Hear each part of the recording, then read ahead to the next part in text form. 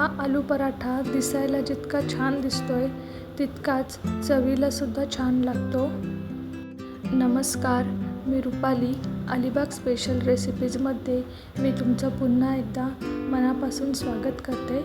आज आपण आलू पराठा रेसिपी पाहणार आहोत। सोबतच मी काही टिप्स देणार आहे। चला तर मग सुरू करूया। सर्वात पहिले मी पीठ मळून घेतले आहे। तुम्ही पाहू शकताय पीठ एकदम नरम मळलेले आहे।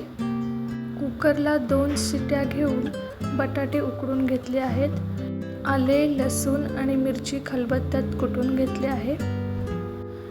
बटाट्याची साले काढून ती पोटॅटो मॅशरने मॅश करून घेऊया। आता एका छोट्या टोपामध्ये 1 चमचा तेल घेऊन त्यामध्ये राई, जिरे, हिंग आणि आले, लसूण, मिरची पेस्ट टाकायची आहे। अर्धा छोटा चमचा हळद टाकते। ही फोडणी आपण मॅश केलेल्या बटाट्यामध्ये टाकायची आहे। सोबतच कोथिंबीर आणि मीठ सुद्धा टाकते। याचे छोटे गोळे बनवून घ्यायचे म्हणजे पराठा करताना आपले हात जास्त खराब होणार नाहीत। तसेच मी पिठाचे सुद्धा गोळे बनवून घेतले आहेत। आता एक पिठाचा गोळा घेऊन त्याची वाटी करून भाजी अशा प्रकारे भरून घेऊया। बटाटे जर जास्त शिजले तर आपल्याला पराठा लाटताना त्रास होऊ शकतो। अशा प्रकारे भाजी भरून घ्यायची आहे।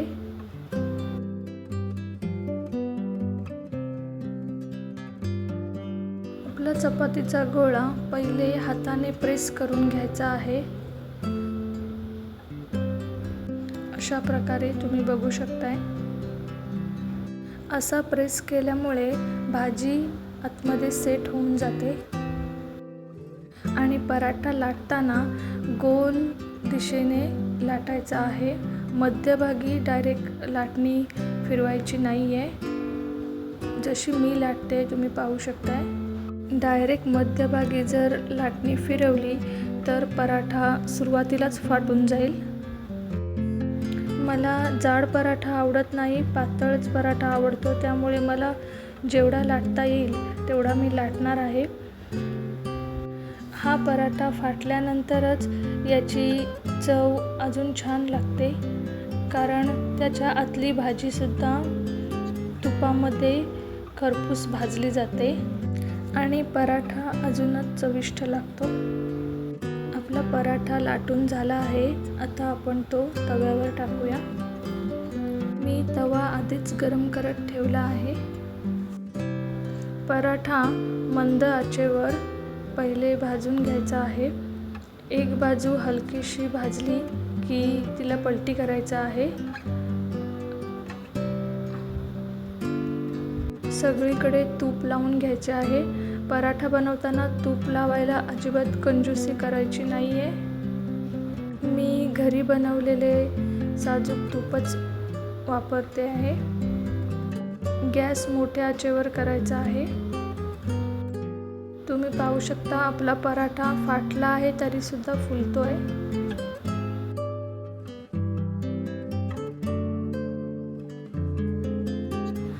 दोन्ही बाजूला छानपैकी तूप लावून घ्यायचे आहे। दोन्ही बाजूला छान खरपूस कलर आला की पराठा काढून घ्यायचा आहे। तुम्हाला जर माझी ही रेसिपी आवडली असेल तर नक्की लाईक, शेअर अँड सबस्क्राईब करा आणि खाली बेल आयकॉनवर प्रेस करा, म्हणजे माझ्या नवीन नवीन रेसिपीज तुमच्यापर्यंत पोहोचतील। धन्यवाद। लवकरच भेटूया दुसऱ्या नवीन पराठा रेसिपीसोबत।